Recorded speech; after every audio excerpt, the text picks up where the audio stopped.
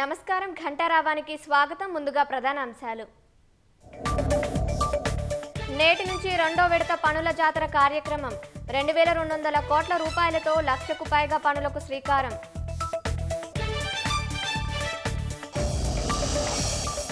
భద్రాచలం వద్ద తగ్గుతున్న గోదావరి ప్రవాహం, రెండో ప్రమాద హెచ్చరిక ఉపసంహరణ.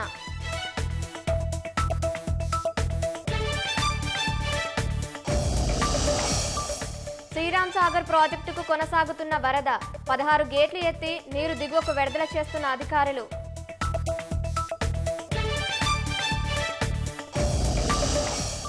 రాష్ట్ర వ్యాప్తంగా విజృంభిస్తున్న విష జ్వరాలు, పెరుగుతున్న ఓపీల సంఖ్య, జాగ్రత్తలు పాటించాలని వైద్యుల సూచన.